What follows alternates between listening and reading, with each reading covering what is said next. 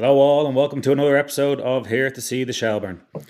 I'm your host, Nevin, and with me, as usual, Dunny McKagan and Colly Condon. How are you, lads? How you doing, lads? Good, yep. How's All it good. going, lads? Yeah, could be better after that weekend. So much to cover. Two games for the men's team, 1 point despite a couple of goals. Women's team also losing, which we might touch on slightly later on. But we're at the start with the men. We might as well, Dunny, we might as well go back to the Pats game. Start from there if you'd like. A Must game we? that I thought we were terrible, to be honest. When we got it back to 2-2, it was a nice little false sense of hope. But I think Pats probably deserved it, and I don't like saying that. What did you make of it all? Yeah, Nev, I'd agree. That's a good summation, really, in the round. The sort of take that I saw repeated quite frequently online and so on, where regardless of the gutting nature of how we lost it at the very death, not showing up for 70 minutes was a phrase that I saw numerous times from numerous sources of people who were at the game. I think we kind of punted on the first half largely, shadow boxing, no real significant blows landed from our end anyway. And then when you think, okay, it's cagey-ish, but you're at home second half, maybe make a change or two, like we'd done in Drogheda to turn things around. You're hoping that that can happen again or something akin to it. And we were even more insipid, passive, flaccid as a Nevada boxing commissioner. And yeah, look, when we got back to 2-2, it covered a lot of cracks. And look, you get the place on wheels, and you get things going in your favour again. And look, sometimes those points are the ones that feel the best in the short term and beyond. When you look back and say, we robbed that, and leave the other team feeling sick. But like, sort of my takeaway more broadly from that one, Nev, was what happened last Friday should happen maybe one in every 200 times that a team comes back from 2-0 down. A home team going behind, coming back to be level at 2-2, and the momentum and the wind in their sails to lose the match should be very infrequent. And we've managed to do it twice against the same opposition on the same ground. Carbon copy type of scenarios, really. Twice in 2 years. Which, look, there's a lot of new faces in the building and whatever, but it did feel very Chelsea and not in a good sense. So, look, I'm feeling a little more optimistic after I can see some green shoots from last night's game against Rovers, but I to be honest, other than Harry Wood continuing to be an absolute dream, I couldn't really take any positives from the previous game against Pats, I'm afraid. Yeah, I'm the same. Obviously, Harry Wood is the greatest player on earth. I'm still wondering how he got that first goal in. I've watched it back and I still don't really understand it. And then he does it again last night. But we'll get to last night. We'll stay with Pats. Colly, I might even just introduce yourself and ask you some questions with some comments from people. Oh yeah, Perhaps throw me in the deep. Yeah, you'll love answering these now. Just the likes of, sorry to say again, this is from Alan Ty, sorry to say again, but I don't think Joey is the man for the job. I felt that since last season, particularly in European games. Thomas Murphy, bit more, I wonder about Joey based on our style of play, but I think he has earned a full season in charge. Just to direct from that, I was a bit surprised by some of the shape on Friday against Pats. Like, James Roach was brilliant, but I felt like he was just sort of on the right side on his own up against McClelland, who's a very good player. I thought maybe Harry Wood and Freitas were kind of sharing that role in right mid. I'm leading you a certain way here, Colly. What did you make of the game? What did you make of the shape anyway? And those comments about Joey? Love for you there to unpick. I'll start with James Roach. Yeah, I thought it was, for a young lad, it was a really good performance. definitely. Someone else said, "Oh, I don't know, was he a bit lost at times?" But it was a Dublin derby against Pats. He's young, he's a bit naive and raw, maybe, and he did have Gannon guiding him through the match. He even got a double high five off Gannon at one stage during the match. I was really impressed with Gannon and how he was sort of getting him through the game. And I thought James Roach had a really good game. I thought he was penetrating down the side, getting the balls in. I thought like we weren't that penetrative in the first half against Pats, and I thought he was one of the players that was actually managing to make a difference. That's where I go with that. Having had the hindsight of that match, and I suppose Monday and what Dunny said, there is green shoots there for us, but it was very hard on Friday night to see it. And I think some of this questions about Joey O'Brien and where we're at, I'm not ready to see him thrown under the bus just because we've had a bad result against Pats and threw away a 2-0 lead against Rovers, who are a good team. Like I think you both mentioned Harry Wood.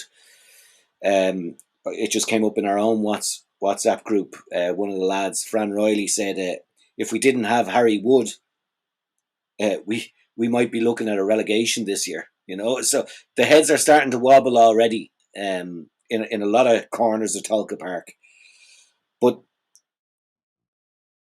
Joey O'Brien came in when Damien Duff walked out. He steadied the ship. He got results for us to qualify for Europe. We got the results that were required for us to qualify for Europe again. And in Europe, although it didn't go exactly as we would have wanted, it wasn't the worst showing at that level for a team that have come in the first time ever to do it. Yeah, we left points behind. Yeah, we didn't score. But that has been symptomatic of our team for a long time now. And I thought Joey O'Brien did very well. We're 5 games into the season. I can't take this Joey O'Brien out stuff already. It's nonsense. It's absolute ridiculous. Managers need time. We have a lot of new players after coming in. And who if Joey O'Brien were to go and they got rid of him, who would come in? Because I don't see any other manager in the league. Someone said to me, Sean Russell at Sligo, he's doing a different job with Sligo to what we're trying to do here is win a league. It's the same with Kev Doherty. He's doing a different job with different teams and different clubs. I don't see anyone to come in for Joey O'Brien. So that's the first reason I don't. And then secondly, I think he's earned his stripes enough to be given a good go and have the full season, and we should just be getting behind him. And I feel really strongly about that. I think he made comments in his interview before the Pats game saying that he saw things in Drogheda that weren't right at half time, changed it up, and we returned that result around. Yes, we didn't play great, but we turned it around and won. For the match against Pats, we went in 0-0 at half time, having played quite badly and really not laid a glove on them, done nothing. And then we went 2-0 down. He made a few changes and we found ourselves 2-2. Now, the game management at 2-2, we can question, we can talk about that if you want. But I don't think it was that bad as such, because Pats weren't great either. And then last night we went 2-0 up against what I see as one of the strongest teams in the league. Maybe not as strong as they have been in the past. They do have frailties. But I think we have not done bad so far. I know we've drawn too many, and I think we'll probably discuss this later on, like after we discuss the Rovers match a bit more. But like, if we can just turn those draws into wins, all of a sudden this looks very different, the table. Yeah, for sure, Colly. I'd agree. And, I suppose, Dunny, I'll flick this one to you just in terms of the game management that Colly mentioned there. And what did you make of that in terms of some of the changes? I was a bit surprised at the likes of Freitas coming off at half time. I thought he was doing okay. I know it was 0-0 then, and the game went a whole other direction after that. Yeah. But even the likes of could we have done more to, like Sam Clifford wrote in saying, missing Barrett and Casey big time. I mean, obviously we are, and I thought the lads did very well. Set pieces are hard to, defend, as shells know. What did you make of the game management on the day? Well, look, I mean, the game management at 2-2 is not good. No. But I mean, I won't go any further with the hyperbole than that. But I mean, like it just shouldn't happen. It shouldn't happen. Your professional pride as your pride as a unit. Once you've come back, and you can see, the banjo man clock is up on the is up in the strong the Ballybock end for everyone to see. You know exactly what's left. You know exactly where you are in the game. So to allow ourselves to be taken advantage of in that regard is not good. And even I'd say I had a tinge of that last night as well in the Rovers game, where I'm like, professional pride. You might go in at 2-1 at halftime. We shouldn't be going in 2-2 hanging on. Maybe there's a lot of people in the ground probably thought we'd be 3-2 down at halftime last night, the way things were looking when they scored after the second one was just after the half-hour mark. So I might address the Joey O'Brien thing, if I may, just for a moment, because I did a little bit of digging, just because I saw the amount of comments that we had coming in was quite unbelievable, to be honest. It's maybe the most we've ever had. And a lot of people are obviously very unhappy. And I think on one hand, I can understand why, because I was looking back at our wins, and obviously we've got one win this season so far, but the previous win to that of any hue was on October 26th, and it was Kerr McEnroy's Thunder Bastard from 25 yards in Dalymount Park to send us to Europe. Now, I was on holiday. I was watching that, as discussed on the pod with Andy. I was in Bilbao watching it in an Irish bar, running around like a maniac with my wife. And like, that seems like a long time ago. That's nearly 5 months ago to the day. And we've won one match since then. So I know we've had the off season, and I know a lot of the games in the meantime have been European games. There's been, I think, 11 matches since then, and we've won one of them. And obviously the European games, not only do we not win, we didn't score. So like, there's an element in any fan base where you keep showing up, you keep tuning in, you keep traveling to games, you pay your money, that the longer you go and the more sparse the wins are, you just, even if you don't realize you're doing it yourself, you get a bit more agitated and a bit more cranky, and the longer it goes on, the more cranky and agitated you will become. And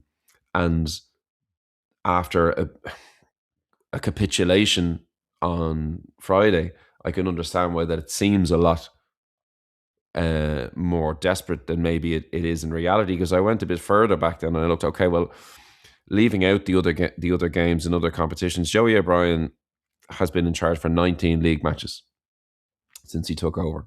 So I thought, well, let's just look at that in the round. And including the last two matches, Joey O'Brien's been in charge of 2 defeats, 1 home and 1 away.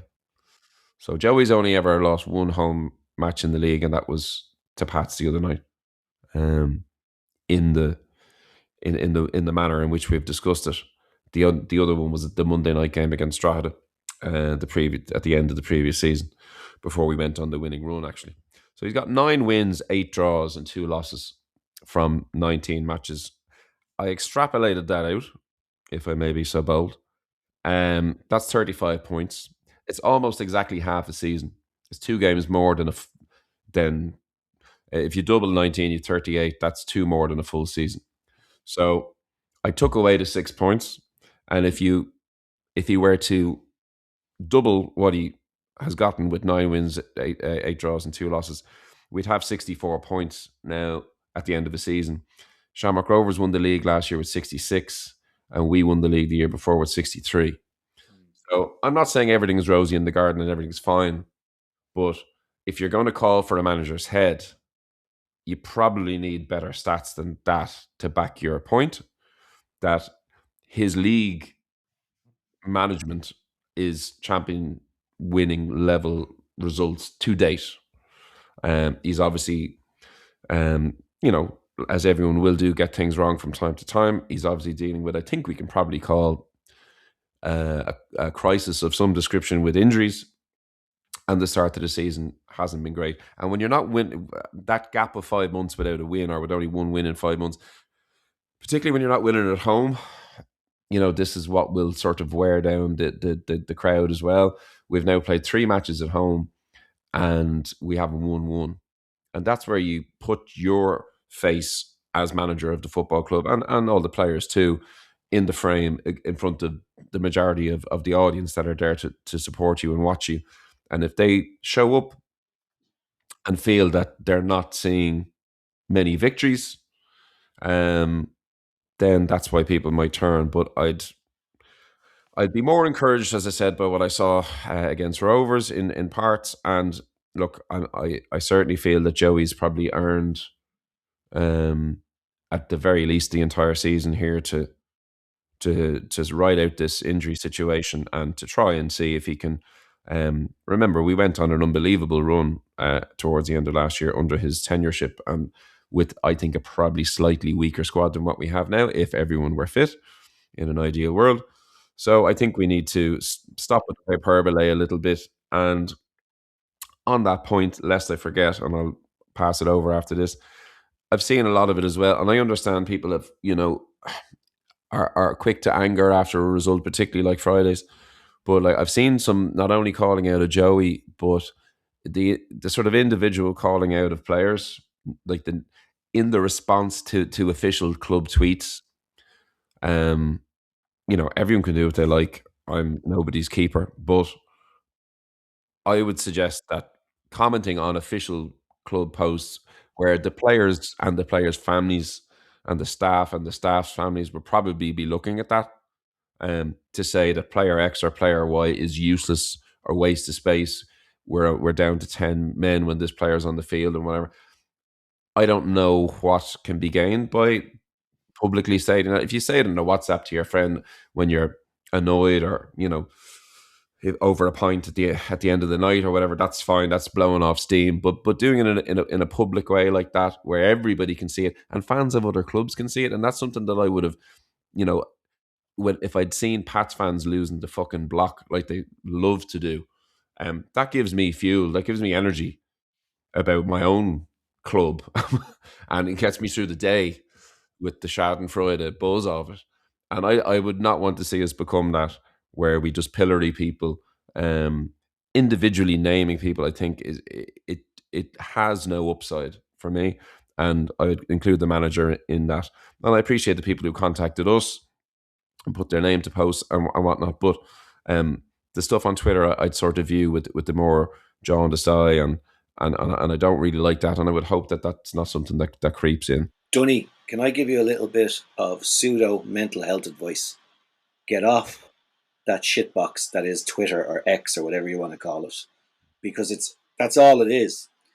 But I do think you're right. It's all about context. But I do, however, think, and I'm going to contradict myself now a little bit, that if we don't start picking up points, and if, say, the draws turn to losses and the wins turn to draws, we could find ourselves with possibly the strongest team since 2006 and not qualify for a European spot.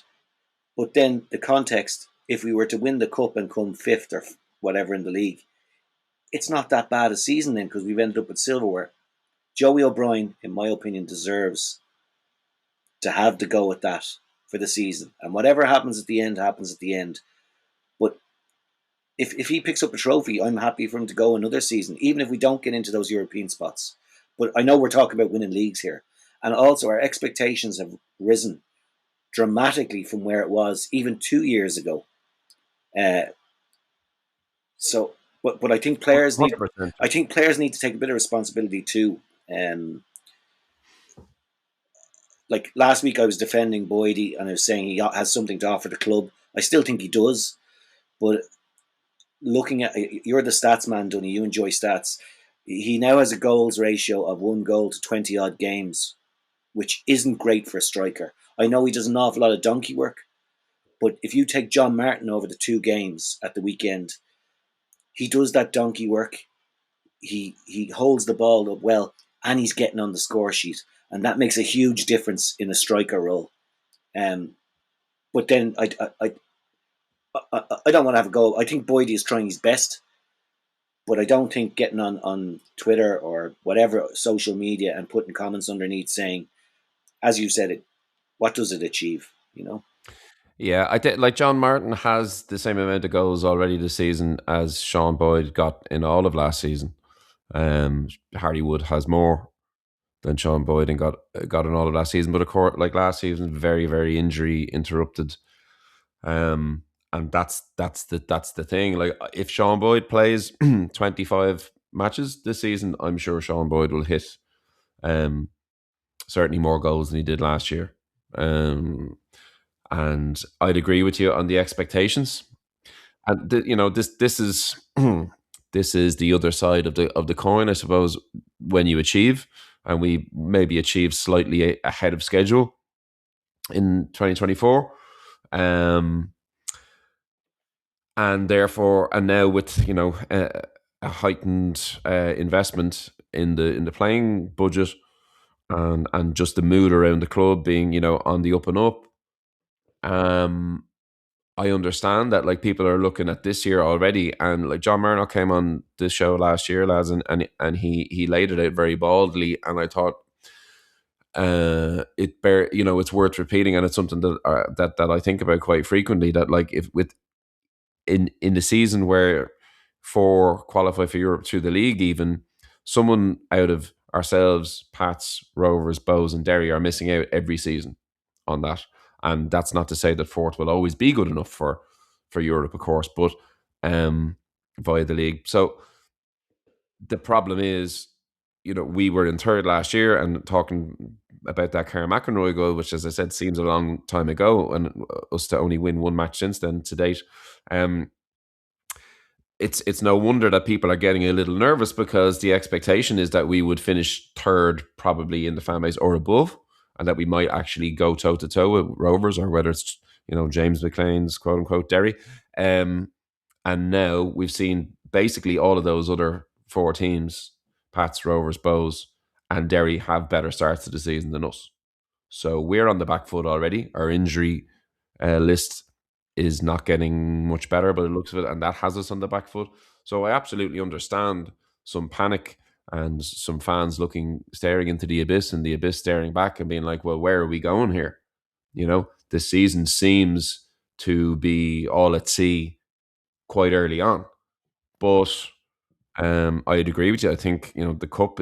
I'm not writing off the league season by any means, but there's a long way from here to there. But the cup is something we have sort of neglected for the last couple of years. I think that's the quickest route to Europe, to be honest, and I hope we give it its due respect this year and have a proper cut off it. And look, I understand if things continue poorly, then the reality is, by the end of the first 10, 12 games, you could be saying, well, we're not winning the league.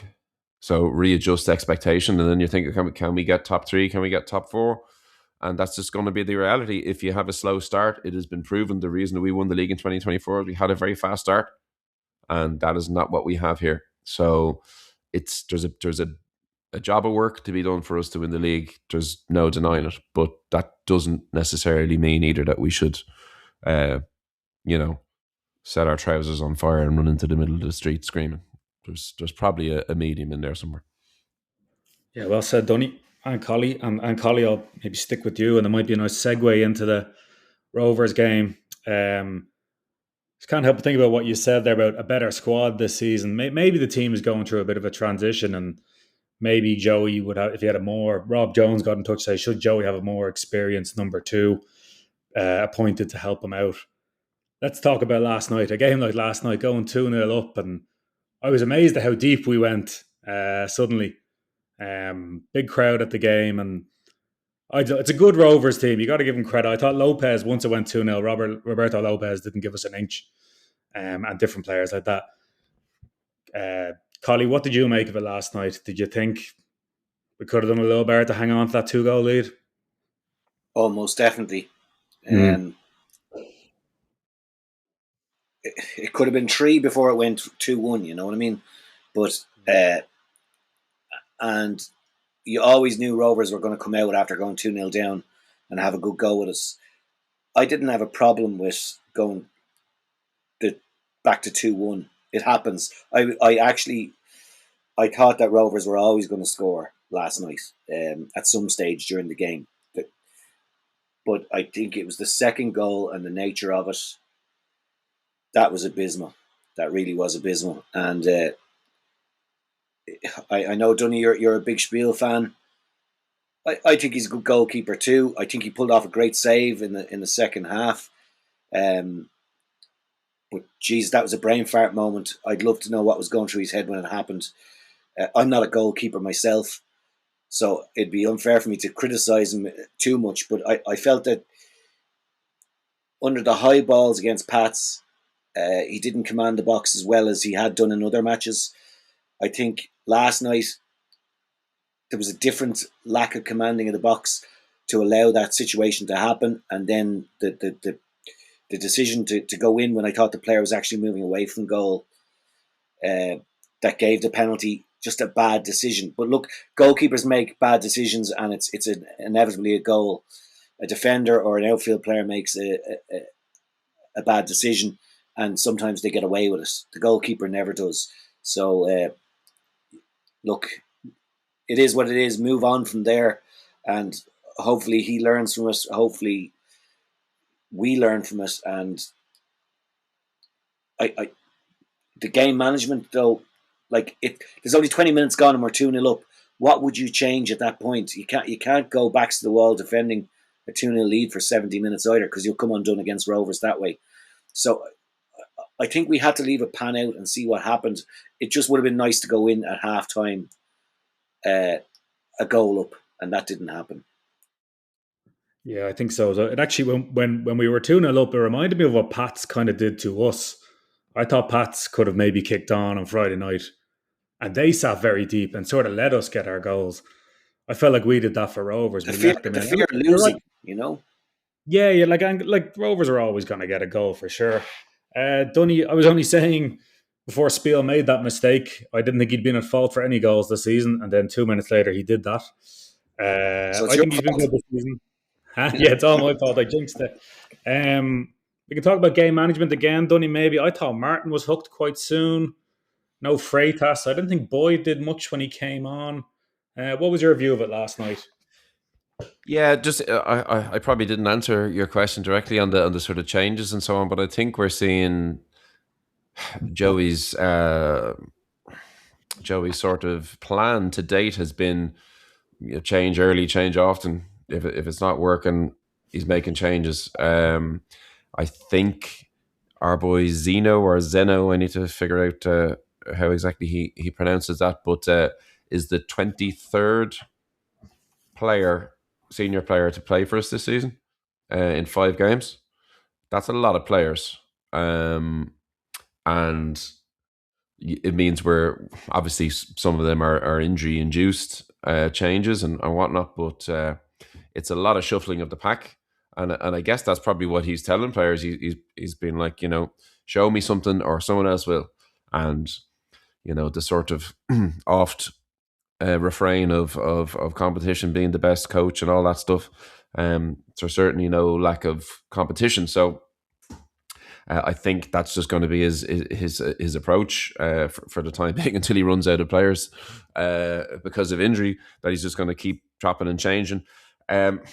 Regarding game management, what I didn't like, the first Rovers goal was a training ground style move. I think they had 10, 12 or more passes from inside their half to inside our box. Your man gets a heavy-ish first touch on the ball in our own box, and I thought it deflects off Lunny in the end. I think if he had been a bit more proactive, and actually Zeno was behind him and he kind of blocked.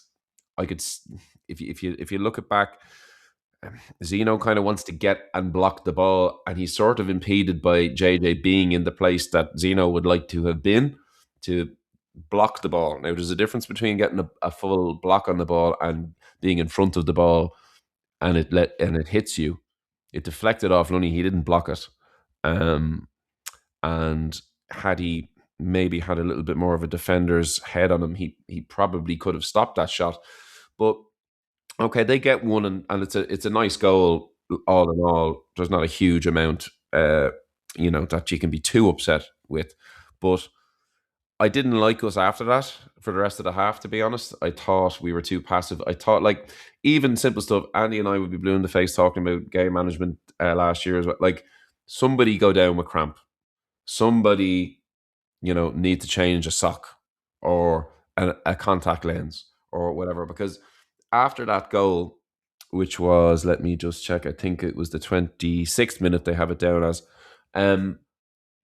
it just, the tide just kept lapping up against the wall. Like, we barely got out of our half. Our out ball was non-existent. All the good stuff which we had done early, charging down the channels with Norris and Lundgren, the link-up play between Lundgren and the middle, the link-up play between the middle and John Martin was really exceptional for about 15 minutes. And Martin probably should have had at least 2 goals on the night, let's be fair. After that first goal, that all stopped. And it was literally wave after wave of Rovers' attack. And when we couldn't get our foot in the ball, I would have just loved to have seen us just shithouse a little bit. Someone go down, get the keeper down, boot the ball out into the Richmond Road, even being fouled. You know what I mean? Like, we actually were quite good at it in the second half. This is the first game, by the way, lads, we've had less of the ball all season. Even against Pats, we came out with the lion's share of possession. This is the first time. And passes too. Rovers over 400 passes, us less than 300. That's the first time that's happened this year. So we actually sat in the second half and had the ball in front of us quite a lot as well. But when we got it back, we either cleared our lines and got up better, or someone got fouled.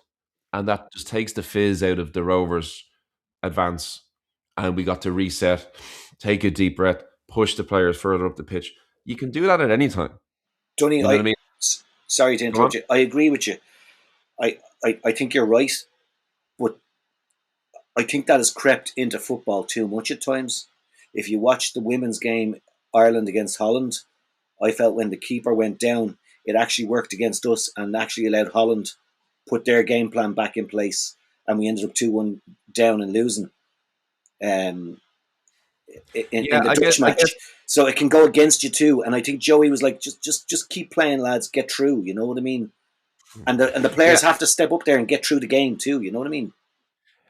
Yeah, but I think, like, there's a leadership on the field when you feel like, and I've on a much lower level, obviously, God knows, I've been out on the pitch for many games where you feel like you're being given the runaround. And sometimes all you need is a respite. And whether that respite is a free kick or an injury or a water break or a substitution or whatever it may be, sometimes just a stop it in the rhythm. And I felt like from that first Rovers goal, the rhythm was all Rovers over and over. And it seemed inevitable to me. Now, Spee, I have to address it because I seem to probably be a couple of people out there being like, go on, talk about your boy in goal who, you were praising to high heaven. And look, again, a bit like Joey, like, let's go on. The picture from last year was why I thought, in the small sample size from last year, I can't remember. I didn't see all of Dean Williams' time at Shells. I know a lot of people would rate him as probably the number one goalie of modern times that they would have seen for Shells. The small sample size that we had, even when we weren't winning games and stuff in Europe, I thought Spiel just looked a class above what you tend to see in the League of Ireland and a class above what I have seen largely in my 20 years. I agree. Shells. So, however, I will also agree that this year, not as cast iron, not as flawless, still pulling off good saves, still commanding in many respects. I had someone say it to me last night without me imploring him to do so, that he thought it can't have, Spiel's confidence and sort of just general play can't be helped by the fact that he's learning the names of of the defenders directly in front of him as they're running out the tunnel most weeks at this point of the season, because we've just lost so many defenders. There's no base there to build it of, and of course a goalkeeper isn't an island. Even though we do look at them that way, sometimes they need, the best goalkeepers that you'd think of would always have telepathic communication with the defenders directly in front of them and to the left and right. And it's been obviously almost impossible for us to build that this year with the injuries. But, you can boil it down to the incident. The incident is an error by Spiel. I think I don't want VAR in the League of Ireland. We've litigated this on the show before. I'm not sure if there's VAR, if that gets given as a penalty. Spiel doesn't need to go down. The ball is, your man would have been, McGovern, I think, would have been struggling to even keep the ball in play. His first touch was poor. He was isolated. He was alone in the box, and the ball was running far to the left of the goal. So there was no need for Spiel to dive in. But as soon as he took that heavy touch and saw the end line at the Ballybock end, he was like, if this guy comes near me, I'm down. And he put his right leg out and he fell in to Spiel's body as Spiel was going down with his hands. Now, he shouldn't have gone down with his hands. The likelihood of him getting anything on the ball was negligible. So he shouldn't have done it. And that's that. And it looked like a penalty absolutely 100% in real time. Having watched it back, I think he's played for it. And I think it's probably cheating, but a lot of penalties are won, probably some by Shell's players as well in similar way. So look, I think that's maybe someone who feels they have to play. Does he feel he's playing catch up a little bit because he hasn't started so well, and maybe he's feeling again a bit more pressure because there's new defenders. He's got a debutant in front of him again. He had a debutant in front of him against Pats on Friday in Roach. You know what I mean, for a senior league start. I don't want to excuse it away. I hope he gets better. I'm sure by the time the season concludes, we can all have our opinions on would we like to keep Spiel or not. But I still think that he's a class act, and I still think on the whole, I think he will prove to be so. Talking about debutants, I enjoyed Zeno or Ibsen. I thought he was kind of impressive. I liked how he was moving around the pitch and stuff like that. I did hear one or two people shout at him at one stage, "Go to the ball," but it might seem counterintuitive to see him move away from the ball. But I think he was covering and not getting sucked in, where sometimes you see a defender get sucked in and then the easy pass is on for the player running through who's attacking. And I felt he was effectively slowing up the play, playing the percentage game and allowing he was putting faith in the players around him that they're going to get back and they're going to do the tackle, and he's just stopping that true pass that gets us undone where it's one-on-one with the keeper. Then I liked his positional sense quite a lot during the game, even if he didn't have many forward passes like we've seen from Paddy Barrett or Sam Bowen this season. But I was quite impressed with him. I thought it was a very good debut. Yep, on the whole, it's strong in the air. Being the main thing, I don't recall him losing a header that you would have expected him to have a chance at, and that sounds like maybe well, it goes without saying, but it doesn't go without saying. If that doesn't go right for you, you're off to a bad start. I thought his passing was, maybe, as you say, a little on the conservative side at times, but it was accurate. He didn't put us in any trouble. He didn't do anything wrong. It was up. Are we going to play a better team of individuals all year long? Probably not in Ireland anyway, I wouldn't say. And that's about the pitch of it. for the top end of the table, and he was thrown in at the deep end, and I thought he did extremely well. I think he did quite good as well. Look, lots of positives, lads, and negatives, of course, and we've plenty more to cover in the episode. So just before we move on, just for the listeners, I'm just going to throw it in now before we forget, because I want to cover the rest, get to a bit of a flow. But for all the listeners, if you can rate and follow us on Spotify, Apple, and rate or follow us, I beg your pardon, on Instagram and Facebook as well, that'd be great. Dunny, I'm just going to stay with you actually, because I just want to move on to the women's game from Sunday, just to quickly touch on it. I caught the second half myself. I was out with the family during the afternoon and got home for the second half.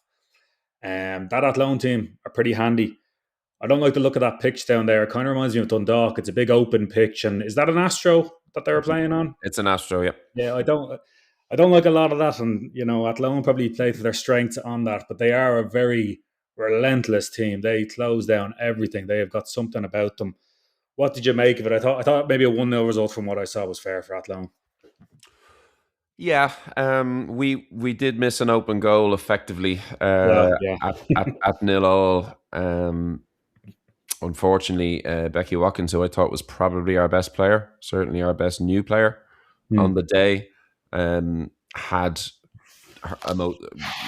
a very effective game on the ball. I thought she was one where, sort of watching it and making a few notes, I was like, okay, of the new girls, she stood out for me. But unfortunately, when the ball was squared to her from about 10, 12 yards out, and a lot of goal to aim for, she skied it over the bar.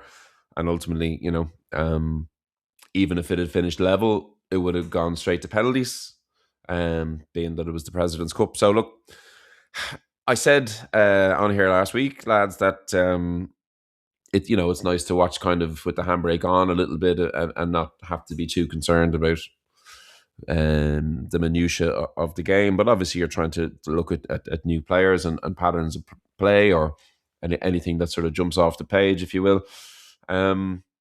First half was better than the second, I thought. In the round, and look, it's one game, it's the President's Cup against, again, a bit, the Rovers sort of equivalents here, the strongest team of the last few years in our division. No two ways about it. A 1-0 defeat, not the end of the world. We created very little. The big chance was that miss that I spoke of. Other than that, there was a speculative shot late on by maybe Helly Harcourt, I think, who put it over the bar. But so we didn't create much.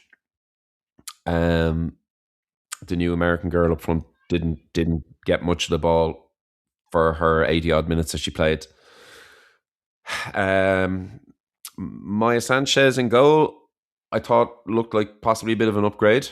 I thought she performed well. She'd probably be, herself and Watkins were probably the two that stood out for me of the new girls. D'Amico did okay as well. Or Domingo, as she was being called on the broadcast, albeit it was a Sunday. So maybe we'll allow that. No more Sunday games, please, by the way. Terrible day. And apologies for, I butted in last week thinking that I know everything, and hadn't realised that the Ireland game, of course, had moved it from a Saturday to a Sunday. So mea culpa, and apologies on that. But yeah, Sunday games are not nice for anybody, I don't think. But there was a few things that didn't fill me with a massive amount of confidence. The fact that there were a lot of very, very young players on the bench. Now, you can look at that two ways and say, okay, well, and look, I did the player profile for the two squads this year on the website. A lot of girls who have graduated from the academy, and that's good, and obviously the women's game, you do get players breaking through much sooner than you do in the men's game. That's just the way it is, and that's fine. And we have a lot of young talent. But, other than Rachel Graham, our bench was nothing but very raw young talent. And if you're going to try and win a league title, which is the proviso here, right, that we're going to try and win trophies, we seem a little callow when it comes to the experience there for me. And I wonder, did Sean Russell feel that a little bit himself, as he didn't make any changes tactically until the 80-some minute, the 81st or 2nd minute. There was an injury to Leah Doyle in the goal that I might just talk about in a moment. But that shows me that I thought maybe if that surprised me a little, to be honest, because I thought, well, if this game's a bit of a free hit, why not throw the teenagers on after an hour or 70 minutes or something like that? Let them have a go, the sort of no fear football or whatever. Let them sort of give them a chance to prove themselves, if you like. And that didn't really happen. The game was kind of over as a competitive entity, really, by the time that they were given a shot off the bench. I don't know if it's because of the surface, Nev, but I detest players kicking the ball back to the goalkeeper as a goal kick. This is one of these new sort of phenomena where, because obviously you can play the ball within your own box now, players can be in their own box. We tried to do that multiple times to create an overlap by going short from the goal kick into the teeth of a strong enough wind on the day against the best team in the country. And we didn't succeed really at all in playing through them. It would eventually kind of generally lead to one of the fullbacks being on the ball and having to boot the ball upfield herself, or go it being recycled back to the keeper, who would eventually have to go long anyway. It seemed like something sort of like, this is our ethos, we're going to go short, we're going to play through the lines, I didn't like it. And I don't seeing a centre half tipping backwards to a goalkeeper in their own box just feels wrong to me, to be honest. It's it's not 5-a-side or 7-a-side football, or it's not training where you just want to get it moving. I feel that, I hope we don't wed ourselves too much to this kind of substance of like, the style over the substance, where this is how we're going to do it, and I don't care how many times it slaps us around the chops, we're just going to keep doing it. So look, I don't know. It was a tight game, and there's an argument to be made as well, lads, that the goal shouldn't have stood. Leah Doyle took a head injury in a clash. Something similar happened at the game last night in Tolka Park, where the ball was more central, but where I think Harry Wood got a bang in the head. It wasn't a foul, but he got a bang to the head, and he gesticulated to the ref that he'd taken it back. The ref blew the whistle with Rovers in possession of the football. Leah Doyle ran in to an Athlone player as she was trying to address the football in her own box, so much so that she collapsed to the floor and was not able to continue and had to be substituted. But in the meantime, the ref allowed the game to continue to play around her stricken body on the floor, and they scored from it.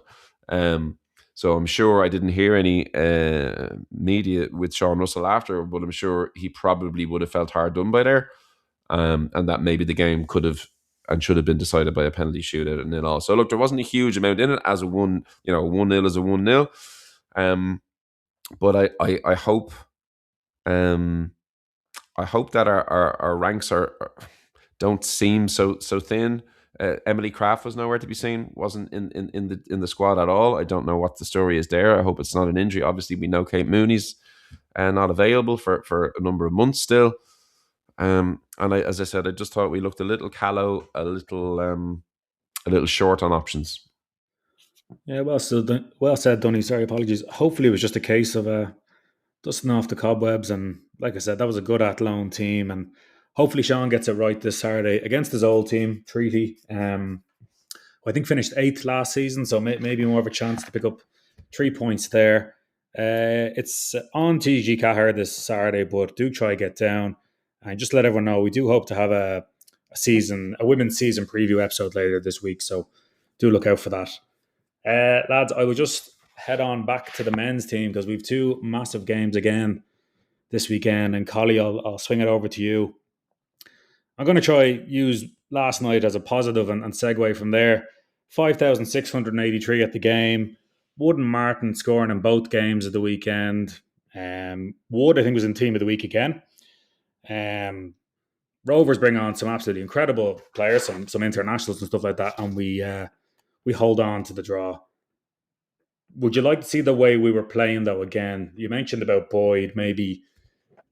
Would you like to see him starting, or do you think he just has to be Martin now after everything I said? Does Wood need to be more central as well, maybe? What do you think about Derry on Friday and Bowes Monday? Just a general overview. For me, Martin has to start. Yeah. It has to start because he is scoring goals, and that is what the main job of a striker is. With regard to Derry on Friday, I wouldn't mind seeing Martin and Freitas up front, two fast players that are able to turn the corner and get at the defence, really test them, and hopefully they can link up nicely. The Wood can do whatever he wants on a pitch now, as far as I'm concerned. Let him drift around. It's Wezzo-esque style stuff, you know what I mean? At times, just let him do what he has to do. And if he wants to, if he finds himself in a sort of free role, doing what like Shero used to do and all that, it's magic to watch. It's just great. It's exciting. It gets people off their seat. You spoke about attendances there. You mentioned this. I do have a question. We had a sellout against Pats, and then we had a sellout against Rovers with more people in the ground. So I was wondering how that works. I'm all for squeezing more bodies in to let people see what Wood is up to. You know what I mean? He is going to get young people and kids to come. And I was watching Wood, and I was thinking back to my own childhood watching Shero, and that sort of exciting feel. And that is what will bring the crowds in. And I was looking at a big empty stand in the Drumcondra end, going, if Wood can continue to do what he's doing and we don't end up selling him, there's no reason why that stand can't fill out just on him alone. But to beating Derry on Friday, there's a lot more than just what Wood has to do, because if they stick two players on him, he might not be quiet. I think Jarvis has to do a little bit more. He's been quiet so far. I know he's getting up to speed. If you remember when Wood came back the second time, I think Jarvis is going through the similar type of thing now that Wood went through. On Friday night, I was cursing Lundgren not tracking back, but then it was only when I watched the highlights back I realised he'd done a real mazy, exciting run just before that, so he's probably a bit gassed. He is quite exciting, and I know he was at fault at giving away the free kick, and I was going mental at that stage that led to Pats getting the corner that inevitably we won. But I'd like to see him start against Derry as well. I think we're very exciting. The only problem is with the quick players on that slow Astro pitch. Does it work for them as much? I don't know. Like when I play on Astro, it suits me because I'm slow. You know what I mean? At their level, I think they want 100 miles per hour to be the way the game is played. And I think we went real ding-dong, topsy-turvy in both matches on Friday and on last night. And I think that's the way we're going to sort of be this year. I think Joey likes to have a cut off teams, have a go. I think he'll do the same in Derry. I think he'll do the same against Bowes. And it's exciting to watch. It gets the crowds in. But I do fear that maybe, I sound like I'm contradicting myself a lot, but maybe we'll be like Newcastle of the 90s. Loads of excitement, lots of goals, but won't always get the right result. And I couldn't even begin to predict what way we'll end up on Friday and on the following Monday, results-wise. I just think there's going to be lots of goals in both matches for both teams the way we're playing. I hope we can cut the goals out our side. You know, that's what I think. Certainly entertaining. The two games I was at the weekend, I heard a few people saying, geez, it'd be great for a neutral to watch these games, wouldn't it? Like, it's absolute entertainment. Just the thought, Dunny, popping into my head there about Harry Wood. I think Duff used to never give him the full 90. Remember, there was that kind of streak where he wouldn't play him.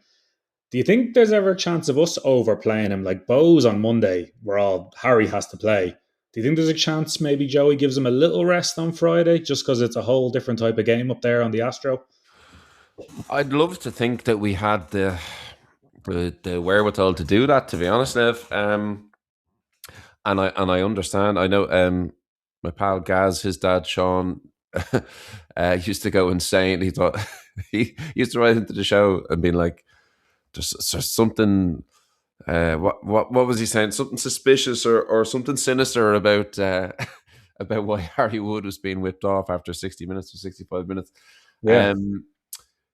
Thank God that's not the case this year, or we'd be a lot more poorer off in the points column. But I think he probably has to start, don't it? It's a case of I think we're going to have to rotate anyway on Friday because I didn't like the look of Sean Gannon going off.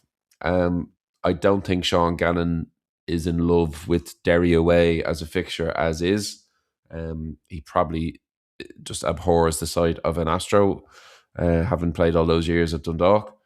But I'd be surprised if he starts on Friday. I wouldn't be shocked if he doesn't even travel, to be honest.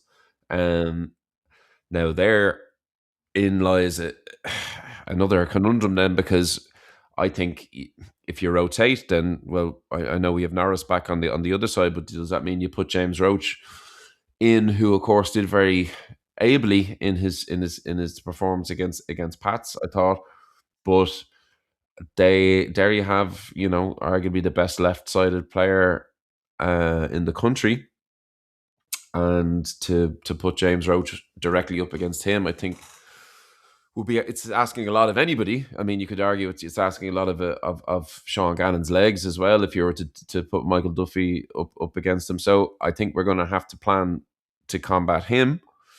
I like the idea of Freitas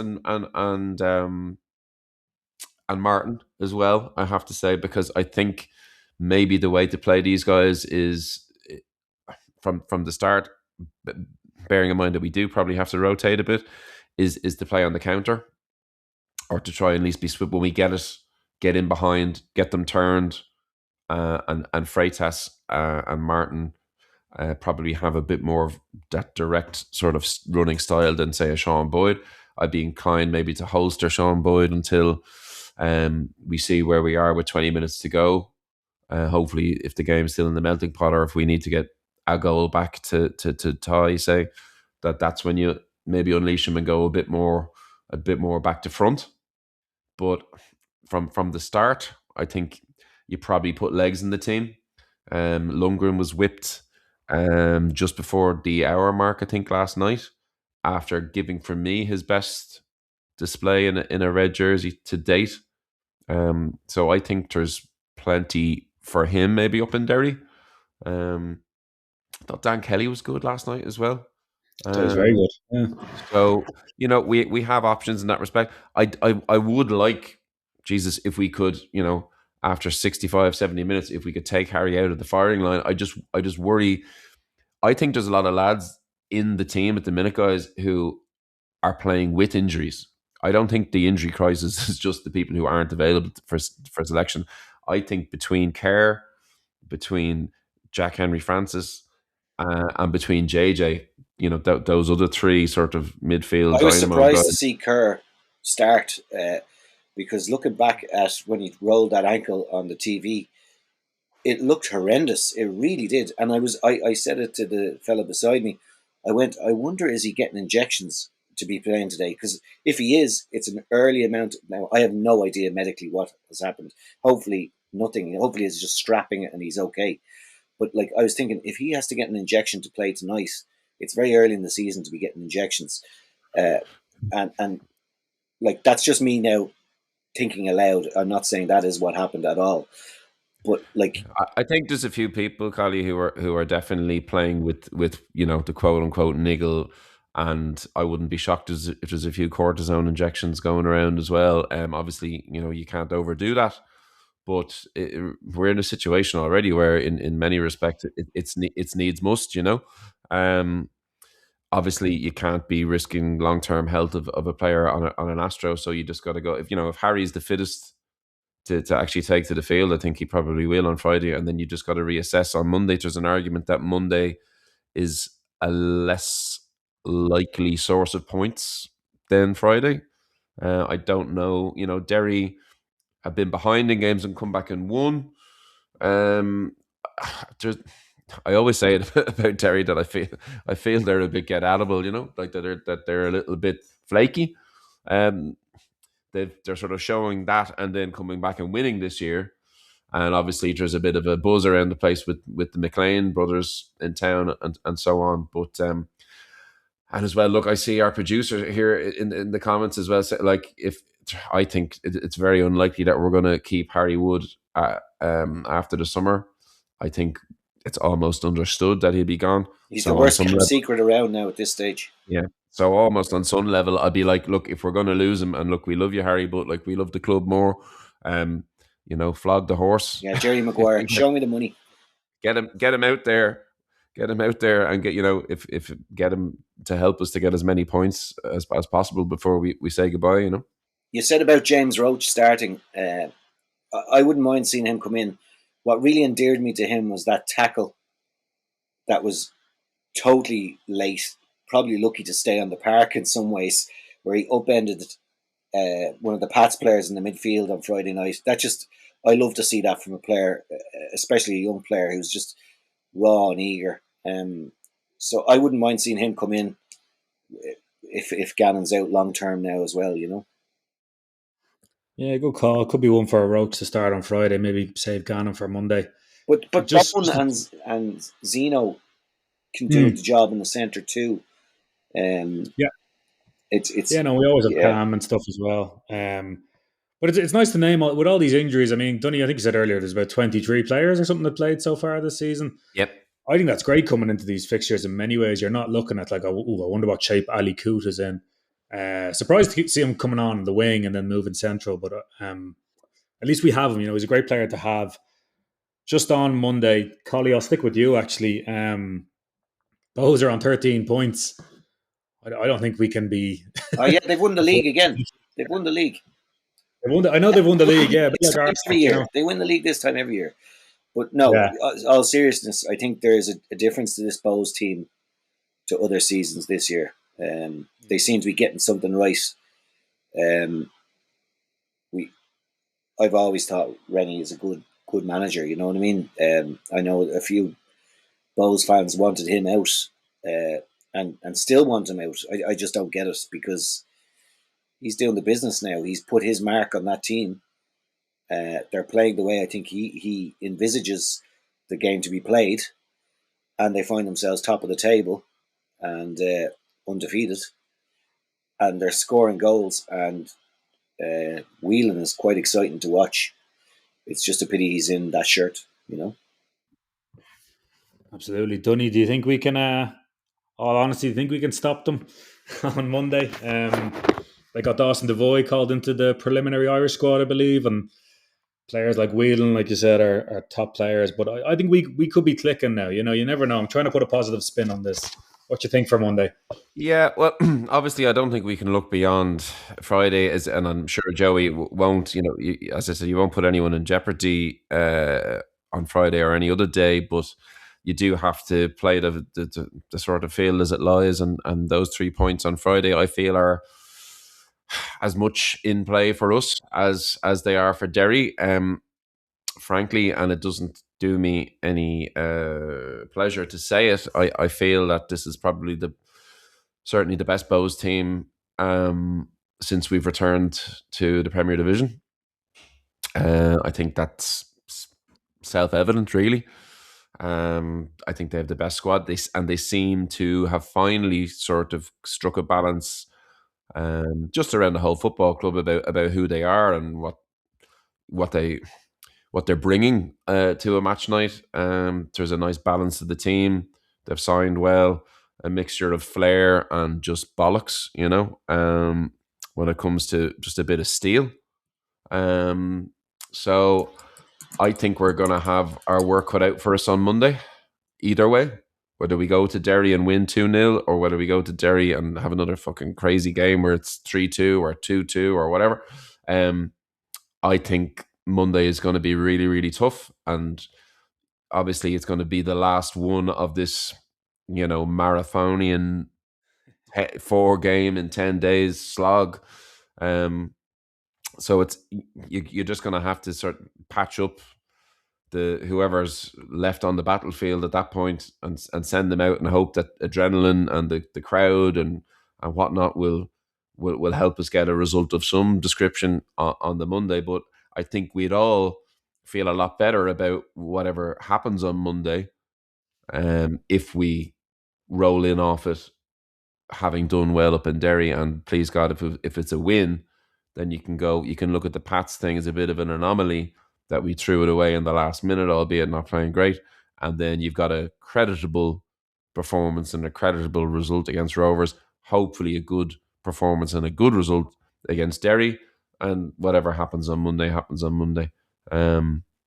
But as I said, I think I'm sort of repeating myself now, that I feel that the likelihood is that Friday is a bit more of an achievable win than Monday, unfortunately. It could be. And Colly, I'll put the final question to you about Monday. Well, I noticed with Monday gone, there was a lot more coffees than beers being had. Alan Fraser had said on Friday, the Guinness in the fan zone is surprisingly good. It can be a bit more of it can be a louder atmosphere. But this Monday, do you think we can get that atmosphere up? It's Paddy's Day the next day. It might be a bit of a wild one. Do we need to get behind the team, though? Do you find it's been a bit flat at Tolka? Mixed bag? I thought it was flat on Friday night at times. And there's going to be an unpopular one, I think, what I'm about to say, but fellas leaving at 35 minutes to go get a pint, it doesn't help the atmosphere. I'd agree with that. And not returning to minute 55. Now, it's well known at this stage that I don't take a drink anymore, so people will go, the fella who doesn't drink has a problem with alcohol now. No. I've got your back, Colly. No. 6 years sober. Well, fair play to you. I'm 7. But even at my worst, in the bleak days when we were down in Division 1, I never left the stands to go get a pint before half time. Now, I understand it's harder to get a pint probably these days. And I used to sit in the main stand all the time so that I was close to the bar for half time. But I think there's something there that has to be looked at amongst the fan base,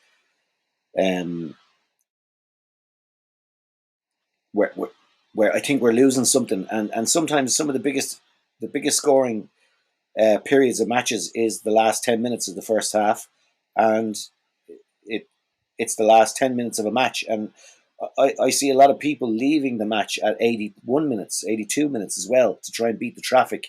I'm like, if you're coming to watch the game, lads, come and watch the game. You've already taken the time out. I understand people have work the next day on a Tuesday and all that, but just if you're coming, just enjoy it. You've made the journey. Stick with it. And there's plenty of time for pints before and after the match, I always find. I've never seen anyone kicked out of the Tolka bar that fast. You know what I mean? So that's the way I'd look at it. I think people lend themselves a lot to, like, we're very good at colour. We're very good at noise and atmosphere. I think we've the best ultra groups going creatively as a fan base. We have so much going for us. The Riverside stand as a stand alone, it's the length of the full pitch. It creates an awful lot of noise and atmosphere. It's just got to be relentless. And even myself, I find myself sometimes I'm chatting to the fella beside me about the match. But if I'm standing over there, I need to partake. I would love to see the people in the main stand get a little bit more into it sometimes too. But that's maybe demographics of the way people watch games. There's younger people over there. There's older people over there. They can't get on their feet. They come to watch and enjoy the game for what it is, and that's okay. I think everyone is welcome in Tolka Park, and I want everyone to come. I want everyone to enjoy themselves the way they see fit. but we do need to be getting behind the team. Sorry, Dunny, I think you're about to say something there. Yeah, no, I just to give a bit of a counterpoint, maybe we mentioned, Nev, you mentioned the attendance there. You're pushing up towards 6,000 people for the game, and on a Monday. And look, Andy and I have made our thoughts on Monday fixtures. We've aired them at nauseum at this stage. So obviously you have a lot more people driving, you have a lot less drink taken. People have come from a day's work and have to go back to work the next day. So it always will be more subdued. And I did hear a remark from I watched the game from Section P, the furthest towards Drumcondra end of the riverside, and I did hear someone remark, I think even in the first half, possibly that if someone broke wind in Section E on the other side of the ground, you'd probably be able to hear from where we were. Because you could hear every word that the players were saying to each other, you know what I mean? And like that was from even with Rovers fans, our section of them anyway, being quite, certainly goading us anyway with our own repertoire of songs after they got back into the game. But like I think Mondays are always going to have that sort of flat vibe. They just always have, and they always will. Whether it's a derby or no, I thought the place looked amazing. To be honest, even I saw the crowd in there, and just seeing the place so full and vibrant, and I'd sort of see the positive in that, and just go, look, it's a Monday. As you mentioned, Nev, Tuesday, people, unless you're in the hospitality industry, you're probably not in work on the Tuesday, so I think people will let their hair down on Monday. And just the sort of, there is a more of a vitriolic nature of our relationship with Bohemian Football Club. I think there's no two ways about that. So I think that will be, I don't think we'll have to worry about the atmosphere on Monday next. But there's an element when we nearly have 6,000 fans in the game as well. You have to remember that like an ultras group is a faction in amongst a broader support base. And just because your overall support base grows by huge percentage like ours has in the last few years, doesn't necessarily mean that the ultras group proportion size will grow in tandem with it, if you follow me. Like our overall numbers are up, but are our ultras numbers as increased as our overall numbers? Maybe not. Maybe we've got more kids, maybe we've got more families, maybe we've got more people who are new to the country. I'm always amazed at how many different accents and languages I hear coming to Tolka Park now, and sometimes ground hoppers, yes, but not always. It's people from the locality. I had a kid in school today tell me that his childminder was at the game last night. I said, "Oh, was she supporting Shells or Rovers?" He said she supports Real Madrid. She's Spanish, but I assume she was probably taking a side, or maybe she was just taking the game in. You know what I mean? The sort of dynamics and of who are attending games now are changing, and I think the best way, generally speaking, when it comes to sort of fan culture, is to lead by example. I would say, and try to not chastise overly, and I would say to entice rather than to chastise, to sort of keep the do what we can to make the atmosphere as best as we can so that people want to be a part of it, rather than maybe scolding people outright for not taking part. So that'll be my 2 cents, but I don't think we'll have to worry about that at all when it comes to Bose. And looking to my last point, I'll just say, looking at the newsstand, sorry, the Drumcondra stand, I just can't wait to see it full. I can't wait to see people in it. Obviously the subs and the people in the two squads who weren't able to take part were sitting up in it last night. I was enviously looking at them and watching as well, looking at the crowd gathered behind the Drumcondra goal, from corner flag to corner flag. It's my understanding that those people will be asked to sort of pick a side once the Drumcondra stand is open, and they'll either have to go to the Riverside, the main stand, or to the Drumcondra stand. I think that will help atmosphere as well. Yeah, absolutely. Greatly. So I can't wait to see that place open. And I have one question, lads, since we're talking about the new stand, and I think we're all looking forward to seeing it back open. What would you like to see it called? Would you like to see it named after someone? We don't have that element in the ground, you know. And it was brought Yeah. up. It was brought up at the Fab recently that maybe they'd look at naming rights and stuff like that. I personally don't want to see Tolka Park renamed because even given a name beforehand, personally, I want to see Tolka Park like a living museum. It's called Tolka Park for a reason. But I don't have a problem with the stands being named, maybe. But like people talk about it being in the Ollie Byrne stand, I'd love to see it named after Dermot Keely or something like that because I'd like someone that's alive who gave an awful lot to the club to see a naming after him uh, before he passes. Like, you know what I mean? That he gets the recognition he deserves while he's alive. It was I'd like to say it was yesterday in 07 was when Dermot Keely put a team together that kept this club alive. And I just think that could be something that could be done. Maybe I don't know what your feelings are on that. I think, from my understanding, I would be surprised if any stand is named after a person. I think what's more likely to happen is maybe an area in the ground might be set aside to remember former players and people who've contributed handsomely to the club over the years. You know, you mentioned Dermot Keely, obviously his son Alan obviously passed away tragically and played for the club, and I think there should be a spot in the ground certainly to remember That's a people lovely idea. Yeah. who've contributed, and I think that's probably something that's going to be worked on. Not sure it'll be the name of a stand per se, but before we go, lads, I just wanted to mention actually the Connolly family, Liam and Lisa, were match ball sponsors on Friday night for the Pats game. Unfortunately, they took it with good grace all the same. And Liam had been in touch with me after the game last night. Just wondering, and I might throw this out to the listeners out there. How he was asking me, how many crosses and corners do we think we've conceded from in the last 2 or 3 seasons? So if any stat out there has got the info and could maybe get in touch with how many goals, or even better, can we go one better? What's the plus minus? I know last year we were -7.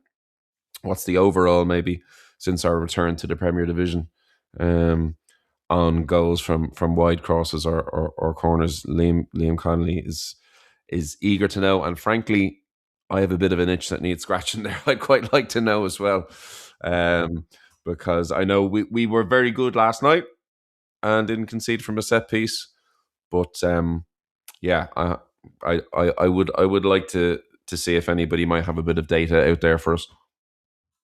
Yeah, thank you for that one, Liam. I would also like to know about that. So please do get in touch.